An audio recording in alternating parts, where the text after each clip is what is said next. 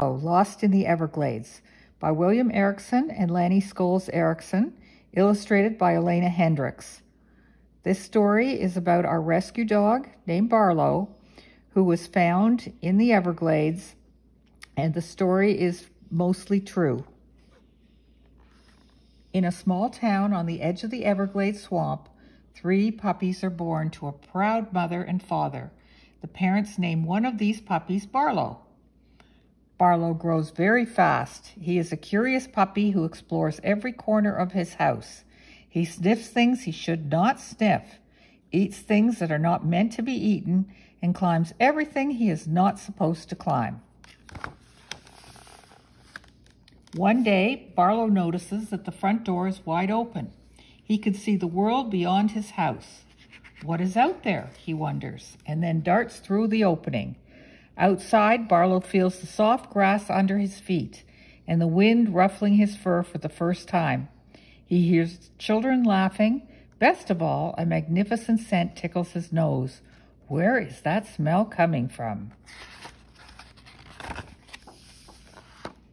Barlow follows the delicious smell past a lake, around a swamp, and towards a group of workers who are eating their lunches. The smell of the food makes his mouth water. He is hungry. Barlow sits at the feet of the men. He is so polite, the men share their lunches with him. After lunch, Barlow finds a playground full of children. They pet him and play with him. What a great day he is having outside. The hours go by quickly for Barlow until the sun slides from the sky. It grows dark and it starts to rain. Barlow does not like the rain or the dark. Shivering, he huddles under a fallen palm branch to stay dry, wishing he was back in his warm home with his family. He is alone and afraid. Worst of all, he does not even remember where his home is. Poor Barlow is lost. Barlow is thirsty when he wakes up the following morning. He shakes the rainwater from his fur and trots to a nearby lake for a drink. At the lake, he sees a strange creature. It has black eyes and pointed teeth and moves silently through the water. It does not look friendly, so Barlow runs away as fast as he can. Barlow is hungry again. He looks for the workers who fed him the day before, but they are nowhere to be found. Hoping to find something tasty to eat, he sniffs the ground. As he searches for food, he's startled by something slithering through the weeds. It's a long, sleek creature with glassy eyes. Barlow wonders if he is hungry too. Would it eat me? He does not want to find out, so he scampers away.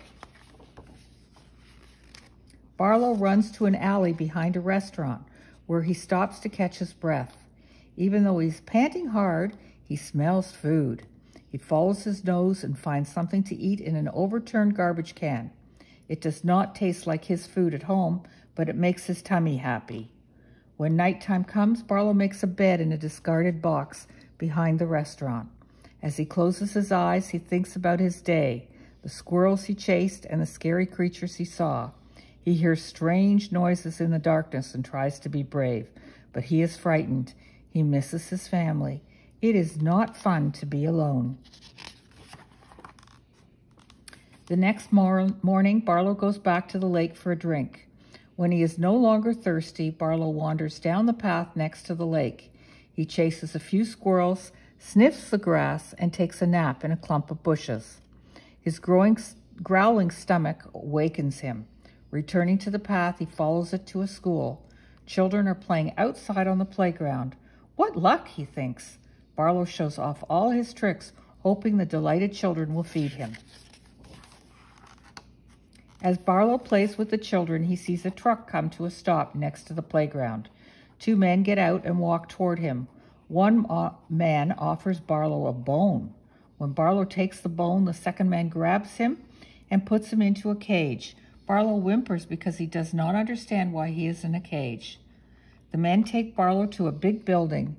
Inside, he sees old dogs, young dogs, big dogs, and little dogs. Each dog has its own cage. Barlow's cage has a bowl of water in it. The next day, 2 ladies come to the shelter. They take Barlow to a different building. There's no cage for him in this new place. Instead, he has a room at the front of the store, and his room has a window.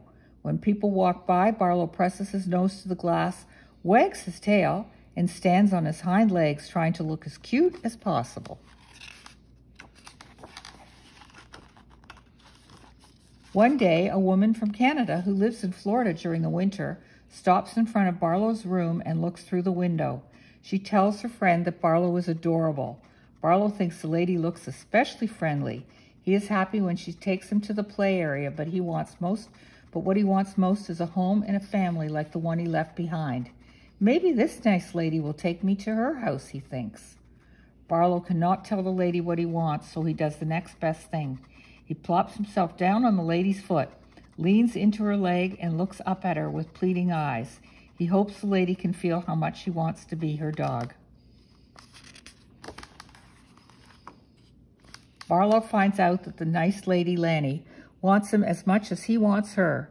She loves him very much. Barlow loves her back. Now he has what he wants most in the world, a forever home. This is Barlow wearing his pet partner's bandana. He is a registered therapy dog through Pet Partners International.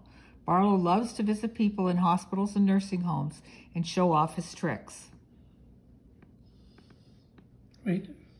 Acknowledgements from Barlow. I wish to thank everyone who works for animal control and in the animal shelters for saving my life.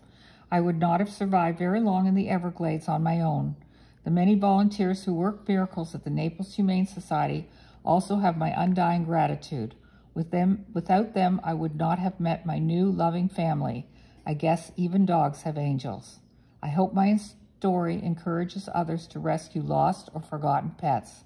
They will warm your hearts, make you laugh, and love you unconditionally.